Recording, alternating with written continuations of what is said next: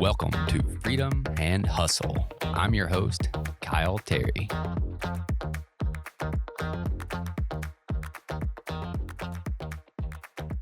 All right, we're live. How you guys doing today? Good. How are you? Doing well. Good. So just a preface, we'll keep our mouths about 4 inches from the mic so you can scoot them a little closer to you. That's why we wear the headphones so you can hear yourself. Okay. So if you're a little too quiet. Today, I'm sitting down with Jonathan and JM from Estate Renovations. So how long you guys been in business? Well, we've been in business for, I want to say 8 years now. Mm-hmm. Yeah. 8 years. Yep. I actually came along for the second half. JM was he's the founder and started on his own. So, but yeah, we've been here for 8 years. 8 years. Mm-hmm. Yeah. Cool. What, so JM, what made you want to get in the renovation business? Or did it start out as something else and then you transitioned more into the renovation business? Well, it originally started out as custom cabinetry and furniture. Yeah. So I guess it really just came out of a need. I was always interested in building furniture as a kid. Knew I wanted to work on custom pieces in some facet.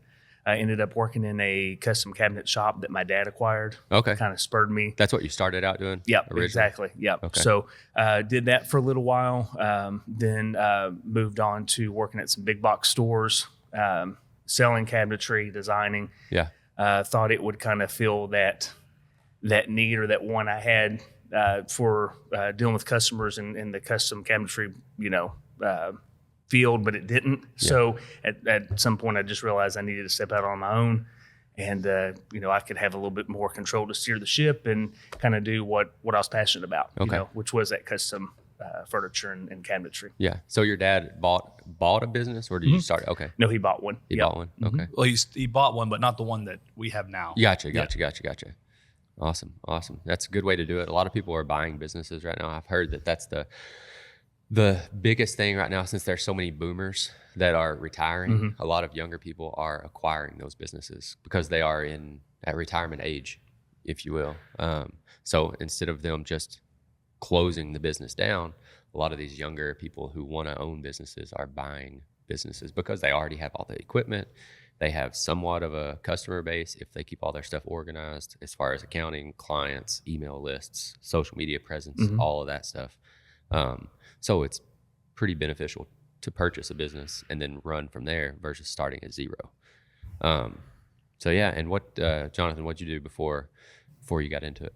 So I was in manufacturing. Okay. So it's been an interesting transition to go from manufacturing to what we're doing here. In a lot of ways, they're a lot more cohesive than I thought. Yeah. I wasn't loving what I was doing in manufacturing. I was in management. Was working the 14-hour days you hear about. I was on the shift. I was meeting with the people on the first shift, meeting with the people second shift, just managing the plant, and I was just worn out, man, and tired. And my brother and I were talking, and he was he was doing well with what he was doing. He's like, "Hey, why don't you come work with me?" And I'm like, all right, well, why not? I don't like what I'm doing. So I get into that. So I was able to kind of bring in a lot of the Kaizen methods that I learned in manufacturing and apply those, which is really interesting because a lot of our contractors and everything these principles had never been brought to the remodeling space. Yeah. So it's been interesting to kind of see how the Kaizen method, which is a lot of people know it as continuous improvement. Mm-hmm. That's probably a more common expression. Just to see how that applies to every industry, and it really, really works well in remodeling.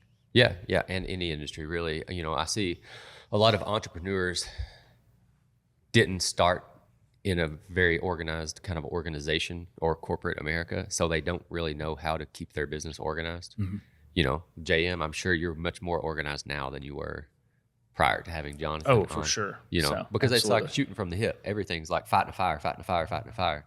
Versus the person that worked in corporate, they have those systems and processes in place for a reason. There's a reason why they scaled to such a big corporation. And it's fun to fight fires sometimes, but you don't want that hecticness every day you wake up. Well, and I started the woodworks because I wanted to build cabinetry. I didn't want to do all the paperwork. I wasn't good at all that. We were good at creating things. And that's why John's been such an integral part of this business is he's brought a whole new set of skill sets and allowed us to get to the next level, really, truly. Yeah. It's kind of the running joke. How did I end up working in this industry? Because when I was growing up, Dad was he was a general contractor in his own set. I mean, he was a handyman, but he also ran his own projects, hired other guys. JM's really handy, and it was always like, what would I do? You know, it was always the guys in the family at the reunion talking about their projects, and I'm just leaning on the truck like, when can we move on to something else? Like, can we talk about baseball or something?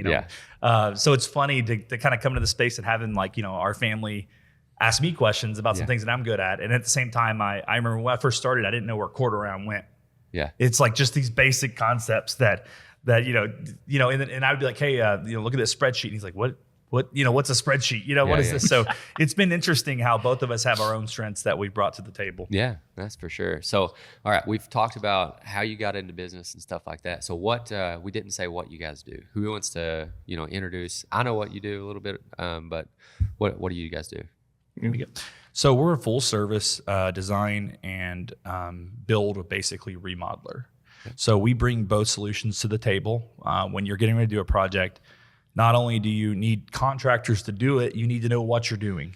Okay. And a lot of times there's a lapse of communication. He kind of alluded to the fact that he likes to make things out of wood, right? He's a woodworker, but that doesn't mean he's necessarily the most organized person. I think interior designers are a lot like that. Right. So interior designers are great about having a vision and coming with colors. But when it comes to actually getting that into a build document, it's a struggle sometimes. Yeah. So what we do is we have both brains working here. Mm-hmm. We have the artistic side of things, the interior design, but they're reporting also to the build department. Yeah. So those two minds are working together in cohesiveness in a way that I don't really know that is possible unless it's under the same roof. Yeah. So we do full service remodeling that starts with the design all the way to the final walk away, shake your hand, and you get the warranty. Yeah. Awesome. And JM, what's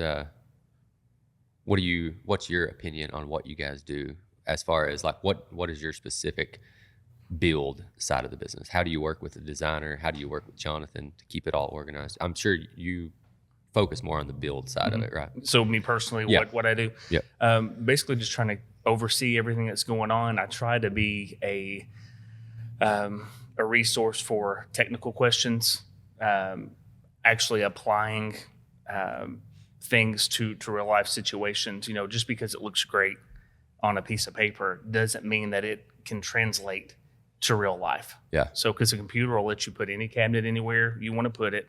I mean, you can hang it in midair if you want, and we know that doesn't work in real life. So I think that's where I come in. I've installed more cabinets than I can count. I've, if something can happen in the field, I've probably seen it or dealt with it in some way, shape, or form.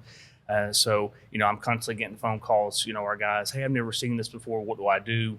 And, that I'm kind of there to help them navigate them through the situation. And at the end of the day, I guess just really try to make sure that the quality is there and that everything is done the way we see fit. Yeah. Yeah. And now how do you guys balance the responsibilities between you guys? That way there's not two Indians or two chiefs kind of trying to run the show. That's been we're still learning that. Yeah. I mean, one thing is that we've gotten to lately is that we basically, in our minds, we're two different people, right? We're owners, shareholders, basically, because we're a corporation. So we're shareholders and we're also employees. Yeah. So I have my day-to-day responsibilities, but I report to the shareholders. Yeah. So like some of the decisions I make need to go to the shareholders, which is he and I. Yeah, right? Yeah, for sure. Some of the decisions, those different hats. Right. He's our principal designer, so he's overlooking and basically signing off on everything that comes through this any of our offices. Yep. But he still reports to the shareholders. Yeah. Which is us. Yeah. So it's kind of an abstract way to look at it, but I think we're starting to kind of fall into that and understand that, because even though I probably have more of that day-to-day business operation side of things, which is just like, back of the house, bookkeeping, all of that. Mm-hmm. There's so much tremendous value in an outsider coming in that's not in it day-to-day to bring their, reference to it. Yep. Same thing with some of his designs. I'd like to think that just being an outsider from that side of the house, that I can come in and contribute some of that. So it's just, we have our lanes, we have our primary responsibilities, but we ultimately report to ourselves on some of those things as well. Yeah. Yeah, for sure. Still learning though. Yeah. And now, JM, you said you've always wanted to do this, kind of be in this industry, right? Yeah. So what inspired you to kind of come into this industry? Like since you were young, what gave you that motivation? So like he said, Dad was a contractor, built a couple homes, grew up watching him do that. Also had an uncle who was big into framing, construction, could do all that. And I just remember growing up and seeing these guys and just being inspired that they were taking raw materials and turning them into something. Yeah. You know? And I've always wanted to be creative, and I guess that was just the natural route that I gravitated towards. And yeah, so I mean that's kind of why I think we're here today. So not to take all the credit, but that was the beginning of the journey. You know, it's just wanting to express yourself, and just seeing these guys before me successful at it. You know, and it's kind of inspiring. Yeah, so. for sure. And and there's something that you said there. You don't want to take all the credit, but what you don't realize now is you got it started. You're going to take it to the next level, and you guys will probably hire somebody that's completely outside of you guys to take it to the next level. And it's no credit to them to get it to that level, because they couldn't have got it to that level without you being inspired when you were 6 years old. Yeah. So it's just continually leveling up in businesses. And if you study businesses and how they got started and how they got to where they are now, and most of the time it's just these different levels that they get to, and they bring somebody outside in. You guys could hire somebody that runs some huge corporate commercial division, and they want to get into the residential, and they'll bring everything that they've had for this multi-billion-dollar company down to a couple $1 million company, and they'll take you to 100 million or whatever. Right. And that's what, I see that a lot in business, and people don't really realize that because they're in the middle where you guys are right now. And then the scalability when they bring in somebody that's completely outside that specializes and hire a CEO to run it. And then you're like, whoa. So what strategies do you guys have, not necessarily in the building process and all that stuff, but bringing on clients? I know you guys recently did a name change from the Woodworks Co. to Estate Renovations, just to kind of alleviate some of the confusion of the people thought that you were just into woodworking, just into cabinetry. And now just this year, 2024, you are Estate Renovations. So you're a full service design renovation company. And you're having some challenges with the name change, of course, for any of your online presence. So what are you guys doing right now to attract clients and retain your past clients for future projects and stuff?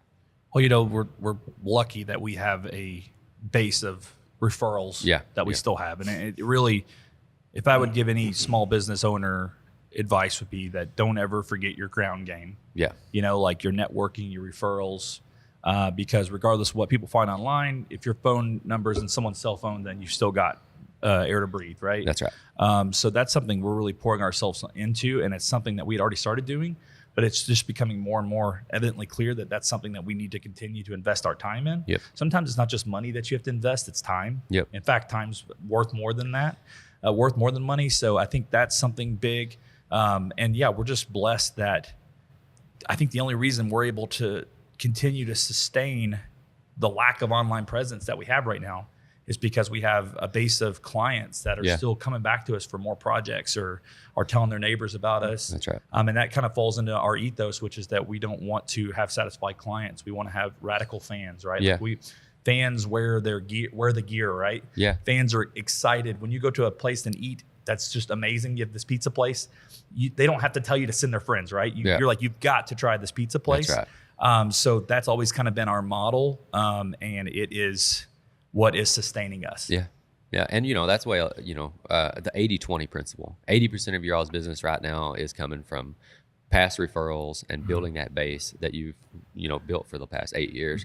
And then 20% maybe is coming from some kind of new business, online presence, new people trying to bring in people. You have a sales girl that's design sales, whatever.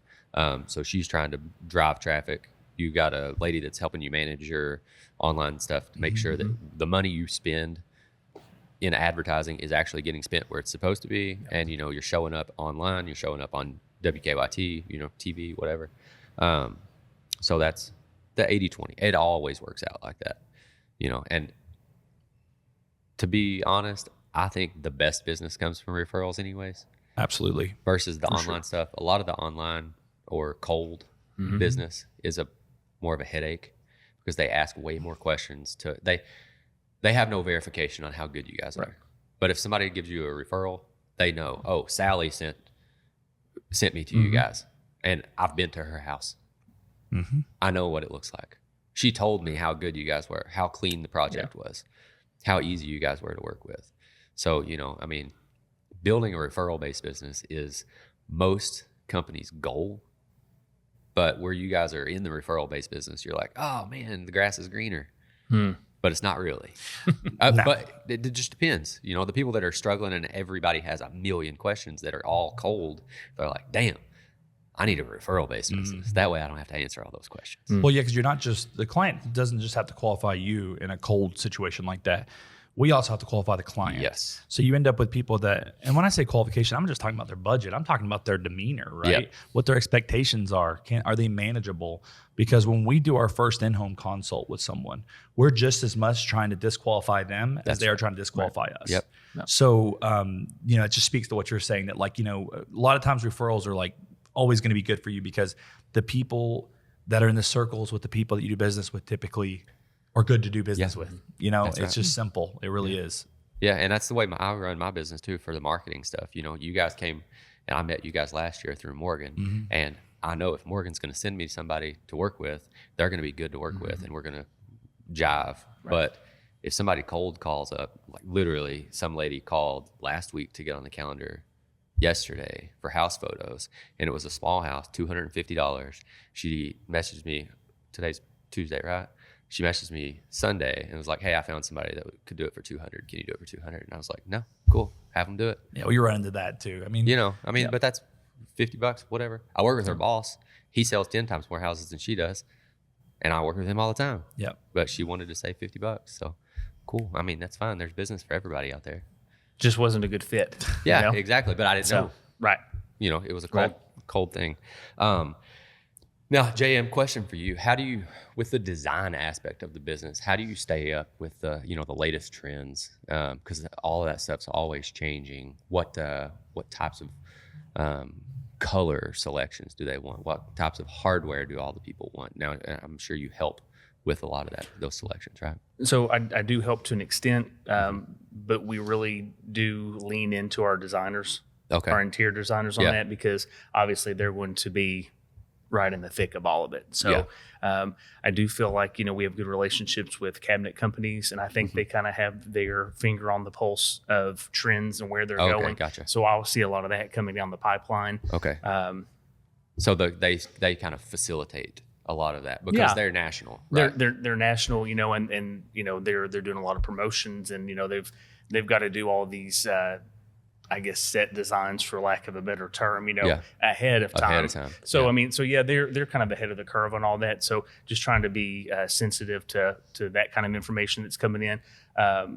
Obviously, just being aware of things around you, you can kind of get an idea of what's to come. But more so our interior designers, that's why we have them here. Although I feel like I'm good at that, we try to find the best people. For sure. I think that we've done good about not being afraid to find and try to acquire somebody who's better than us at the things that maybe we did before. And that makes that makes for a good business. Well, we just had, ego aside, we want the best, not for just our company, but for our customers. So the best experience we can give for our customers is what drives all of our decisions, basically. So yeah, for sure.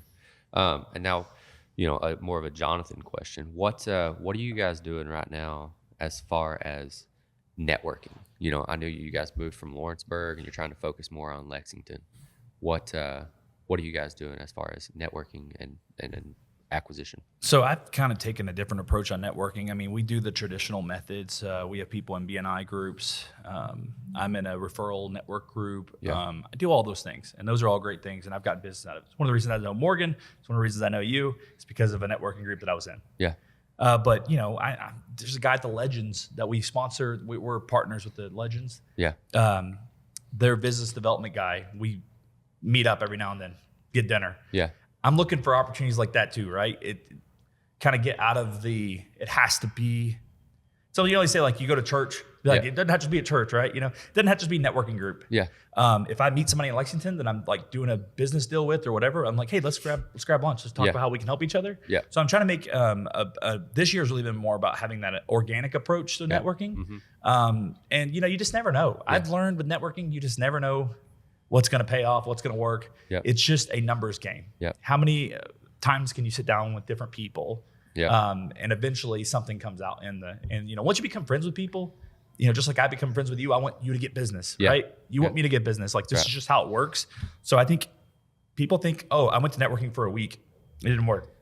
You're not buddies with these people. Yeah, that's right. It's just arranging a meeting. You need to hang out with these people, get to know them. Yep. Just like you want your buddy to get a job, you got to be buddies with people, and it has to be legitimate. It can't be just to get the business. That's right. It's back to the 80-20 principle that I always, and there's a reason why that's a principle is because it's always true. When you first start in business, you spend 80% of your time going to these set meetings and then 20% outside kind of working on the business, meeting with other people. And then eventually you don't even have to go to those set specific day of the week. You spend 20% of your time doing that and 80% of your time deepening the relationships that you've spent 6 years gaining. And that's kind of where friends. That's kind of where we're getting to in the business. Granted, the economy and everything right now, it's just there's so much. Every time you start to feel like you get a pulse of what's going on, everything changes. Yep. So I'm trying to get better at being comfortable with being uncomfortable. Yeah.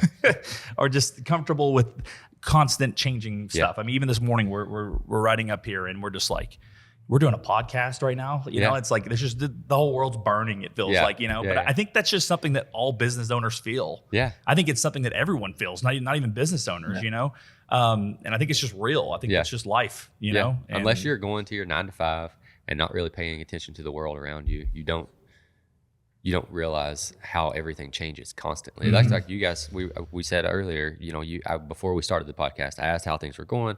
So it was like up in the air, yada, yada, yada. You guys talked to somebody else and they were saying the same thing. And I've talked to clients last week and they were like, yeah, I've been in this business for 20 years though. The last 4 years were not normal. We're not normal. So it's back to that. But there's so many people that came into not necessarily the real estate business, but everything associated with real estate, building, installs, selling real estate, mortgages, lenders, title companies, all of this stuff. If they came into it in 2019, they have no idea what it really actually is. 16, 17, 18, 19 were quote unquote normal. Well, it goes back to, I'm sure you've heard the phrase, everyone's a genius in a bull market, right? Yeah. I mean, you could put your money in any stock and you're going to look like a genius. It's that way a lot in our industries, It's like when things are just hot. We made a joke a few years ago during COVID, that we were one of the industries that was actually we propelled during that time. Yeah.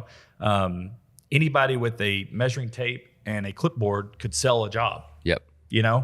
And it was a lot kind of frustrating for guys that like us that are actually trying to do it the right way, Yeah.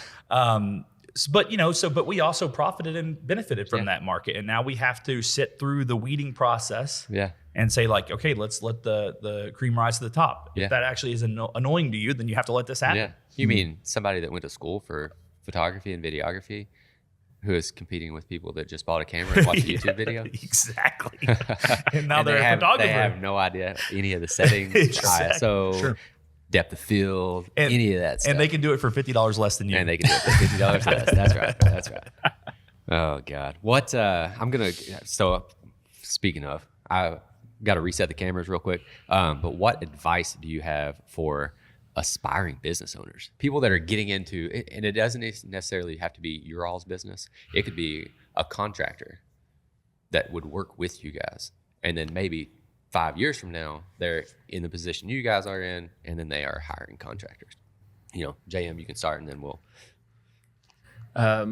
Advice, I would say that you need to, going back to what we talked about earlier, you need to get into something that you're passionate about, something that's going to allow you to have enough gas in your tank to get through the hard times, to get through the struggles, to get through the recessions in the economy and all of the the struggles that you can face. You have to have something that at the end of the day you just really love to do. You have a purpose about it. And I feel for us, I feel like we're impacting, we're meeting people and impacting people's lives. We're trying to give them a service kind of above and beyond what we've seen in the past. Yeah. And that has meaning, and that gives us purpose to get out there and to go through all these, these slumps. Yeah, because you guys aren't just hiring anybody. You want to hire the best people, and you want to provide them the best jobs as a subcontractor. Whereas somebody's like, all right, I've got these 10 jobs, and I have to have 10 subs, and there's going to be 2 more people calling about jobs tomorrow, so I'm going to have to find anybody and everybody to do those jobs versus what you guys are trying to accomplish is doing the best work. It can't just be a money grab, right? Because you're like I said, you're not going to have enough gas in your tank to get to the end. That's not going to be enough to propel you to the end, basically. Yeah. And what do you think about that, John? Yeah, I think you hit it on the head. I would always say have a mission, right? Yeah. If you don't have a mission, then you're not going to last. Yeah. Because you will get burnt out. Yeah. Things will happen. And I notice when I'm focusing on sales or I'm focusing on revenue, I'm focusing on these things that matter. Because I always say, like, look, we sell because if we don't have gas in the tank, we can't get to where we need to go. Yeah. But that has to be that has to be where it ends. Yeah. For me, what keeps me going is my personal remodeling experience that I had. Yeah. Where it was just awful. Yeah. I never knew when people were going to show up. All these things, and then when we got into this business and I was just doing cabinets and we saw our clients going through the same thing. Yeah. Communication, like stuff that's so simple Yep. that you get praised for. Yep. The stuff that we get praised for is not your quality is phenomenal. Yeah. Because our quality is phenomenal, but that's not what we get praised for. That's right. We get praised for answering the phone. Yep. We get praised for doing what we said we would do. Yep. Showing up when we said we would show up. Yeah. So our mission is like the big 3. I want to see a business for the first time, I know this has happened, but at least around here in remodeling, where the company's making money because it has to, right? Yeah. Where the contractors / employees are being served and taken care of, and where the client's being served and taken care That's of. right. We've all sat and waited for a cheap tire change that we were happy with the tires, but not with the service. Yep. Or maybe we were happy with the service and the company was making money, but the people putting the tires on hated their lives. Yep. Right? So it's easy to get 2 out of 3. Yeah. The 3 out of 3 is our mission. And it's a real hard puzzle to solve. Yeah. We've not solved it. Yeah. This morning, coming here, we're still trying to solve it, right? Yeah. But that's our mission. That's what keeps us going. Yeah. Because when things are down, if you don't have a bigger vision and mission that you truly believe in, then you won't make it in this world. Yeah. And you guys know about some experiences that I had lately too. So speaking of your clients, the things that they say about you, those little things, not how good the job was, just that you picked up the phone, you showed up when you were supposed to show up, you got the job done on time. Just share a specific story. You've been in it longer, JM. What's a specific, do you have a specific client story that's like a success story that you started with a client? They maybe sent you a bunch of referrals. They were just so ecstatic. Let me think here. It's a good question. What's one that we've done lately? I think we've had a lot of situations like that where, like we had a client that started with a design process with another company. Mm-hmm. The company really wasn't responsive to what they wanted. I guess I should say their needs, right? Yeah. So when I go to the doctor, I'm getting to an analogy here, but basically when I go to the doctor, okay, I don't go to the doctor and say, I would like this type of antibiotic. I would like this, I would like that, right? Yep. I go to the doctor and say, here are my pain points. Yeah. And then he says, if it's a good doctor, we'll say, well, here is the prescription, right? I feel like a lot of people in our industry take orders for a living. Yeah. Right? I don't know if you know what I mean by that, but basically, you want a bathroom model, what color you want there, all this stuff, right? Yep. Well, sometimes it's budgetary too. So like we had a situation where a lady had been working with a company that, they made her a design she was in love with. Yeah. There was no question that she loved the design. It was absolutely beautiful. Went 7-8 weeks through the design process, got the final plans, got the price. It was $115,000 over budget. Yeah. So it's just like we come in and I'm able to just like see all the stress and anxiety on her, right? Yeah. And we're like, you don't need to do this. Yeah. We don't need to bump this wall out. Like it sounds like you just need this, right? Like it sounds like if we just moved this wall in your current footprint, she's like, you're the first person to ever say that. And it's like, yeah, because I came in looking to solve a problem, not looking to find a job. Yeah. Right? So when I come in looking to solve a problem, then good things happen. Yep. For everybody. Yep. When I come in trying to make a sale, Yeah. sometimes good things happen, sometimes they don't. Yeah. Right? But I think a lot of times business owners, these people, entrepreneurs, whatever you want to call them, they're just in there to get that money, right? Yep. And they lose the vision of like being a problem solver. So like exactly like I'm saying, you go to the doctor, you don't, your doctor's not expecting you to tell you, like for us to tell them what medicine we need, right? Yeah. But I think so many times in this industry, it's just like, what do you want? Yeah. And they're like, well, and some people want the medicine versus the change in their diet plan. And you guys are kind of helping them change their diet. For sure. Just giving them you just gotta be honest. Like, look, I get what you're saying, but it doesn't work. Yeah. It just doesn't work. And we're not going to make compromises on our end to get you there. Yeah. I get it. If you want to do that, I'll even say like, if you want to do that part of it on your own, that's fine. If you just want to refinish this little piece of the floor, I would love to make that extra $100,000, but if you can't pay that, why is that even on the table? Or if you don't need that, or if you don't need it. Like we talked about having gas in the tank and working towards a greater vision. The money grab is nearsighted. Yeah. So those people are going to go in and just try to milk people for all that they're worth. Yeah. They're not thinking about the long-term game where we're creating fans, we're actually providing a service, and 5 years from now, you've gone from a new client to a referral. That's right. Building up into that referral base that we talked about earlier. That's right. Instead of making the extra 100 on this client just because they wanted to move something over or add in these things that they didn't need to add, they've sent you $500,000 worth of business from other clients. But the only way that works, just like I was talking about networking, you really got to want to be buddies with these people. Yeah. You have to believe the first part. Yeah. Like you can't go in there saying we act this way to get this. Sure. Yeah, that's right. just a result of when we're doing things right. Exactly. But you have to go in it with the right intention. But if you don't believe it, you'll never make it. Yeah, correct. That's right. If it's fake. If it's fake. If it's just like, and that's why with our team, I've had guys say, well, we do this and we get business out of it. It's like, yes, we do get more business out of doing business this way, but it's not why we do business this way. Yeah. That's what our ethos, one of the things in our ethos says, we do if something's not right, it's simply wrong. That's something that my project manager a couple weeks ago told me that. Yeah. Like he reminded me of that out of the ethos. Like I was like, and he's like, hey, if it's not right, it's wrong, right? And I'm like, right. So I would recommend any business owner, I don't care if you're just a one-man show, write an ethos on day one. Because you need a reminder too. Explain to the audience what an ethos is. So basically an ethos is your company philosophy is the way I look at it. Okay, so we wrote this ethos out that just basically put to paper all the things we're talking about, right? Yep. And it's communication values, sales values, execution values, all the way down to, just breaking it down into categories. And it's all these little things that pop off the page every now and then that we need to be reminded of, because we can get caught up in the day-to-day, right? We're like, we got to get a sale or we got to do this or that. And you can get lost in that moment. Yeah. And that's why an ethos is like a magnet that pulls you back to your core values. Yeah, right? That's right. So it's more than just we have a mission statement too. Yeah. But an ethos is like a prescription Your core of values. Yes, your core so values. Number one on your mission or on your core values is build relationships. And then number 10 is get some sales. Then you're like, shit.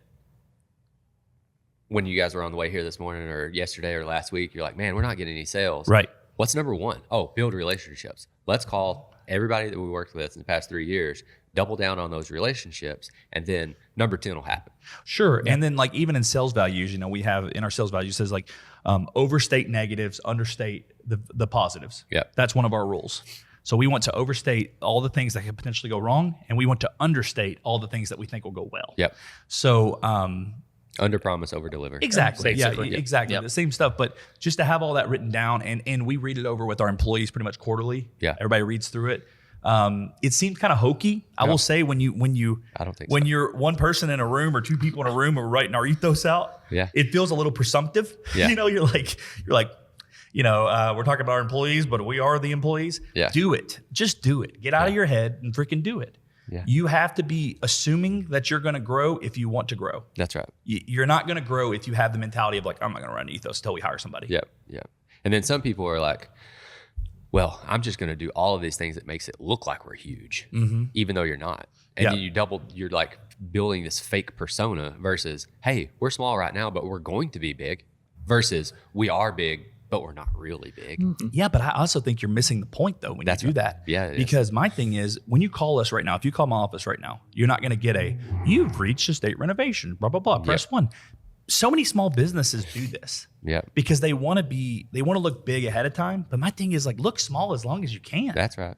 You know, when I call a place and someone answers, a person, a real human, I get excited. Yep. So why do you think your consumer is any different than you? Yeah. You're sitting here overthinking this. You're That's worried right. about what your friend thinks versus what your potential client thinks. That's right. Smaller you are, faster you can move. Absolutely. So we embrace how small we are. We're just scrappy little small business dudes. That's you know, and we have that same mentality, even though we're doing millions now. Like we have that same mentality when we were doing hundreds of thousands and tens of thousands. Right. That's and exactly right. I embrace it. I love it. You know. That's right. And a lot of companies I see, and I heard on a podcast maybe last week, it was like, we still run our business like we're small, but we're 5 small businesses instead of 1 big business. Yeah. We separate it all out. I love so that. you're always still getting somebody. I love that. And it's like, it gets into one of our core things is specialization. Yeah. We're really big on specialization. You know, I don't want your project manager being the guy who sold you the job. Yeah. Because when his phone rings, if it's a lead, guess what priority is? That's right. If you got a lead and a current client, which one do you think they're going to prioritize? You got to make that next dollar. I And it's not to stay in business, not necessarily. Right, but I'm saying it's an incentive structure Yep. that the business has set up that they have to adhere to. Yep. It's not a bad person who's prioritizing. Yeah.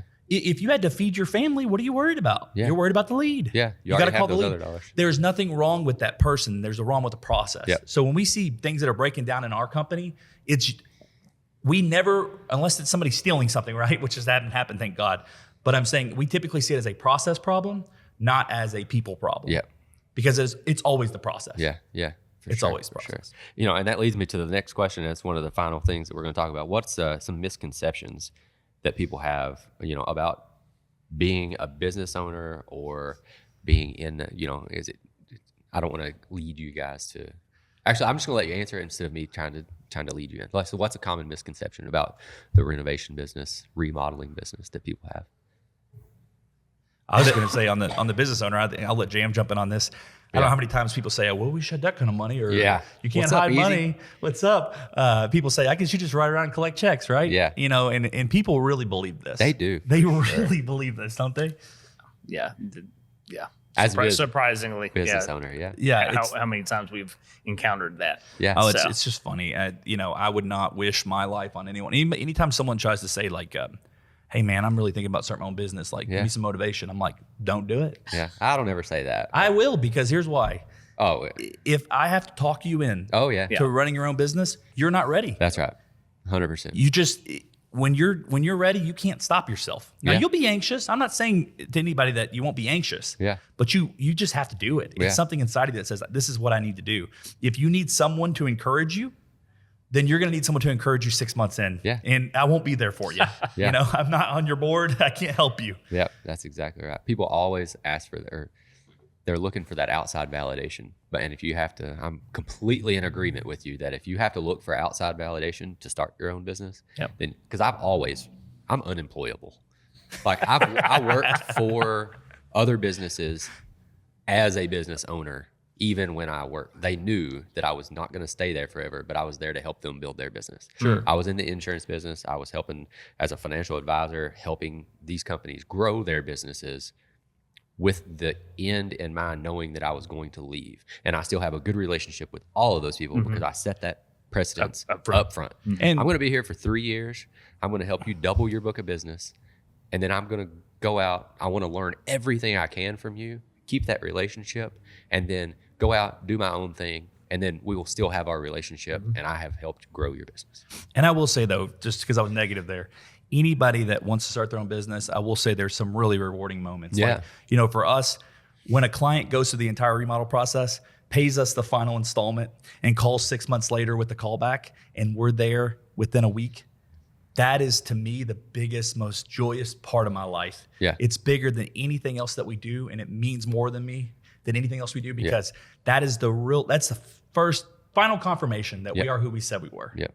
When we get to show up after we got paid Yep.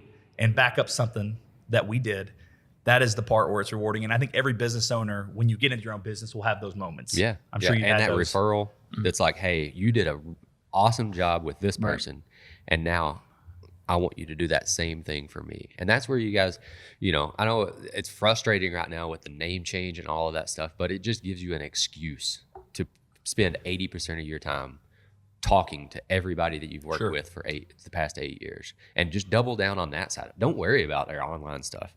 I mean, you spend 5% of your stuff on that, and I mean, I'm the person that makes money. I don't make any money from you guys or any other business that is a referral based business, unless you want me to just take pictures of your projects or whatever. But as the marketing side of it, and then to advise you, do that, build that. Don't worry about the rest of it. That'll happen. Let that be the cherry on top, right? Yeah, exactly. And now specifically in the renovation business, what's a misconception about that? And I know there are some that I could, it's easy. Everybody needs something done. Everybody needs a job done. I've got a skill saw. And a hammer and a screwdriver. I think you've hit on a lot of the points there, but not everyone is qualified to do it. Just because you own the tools, there is a whole knowledge skill set that should come with that.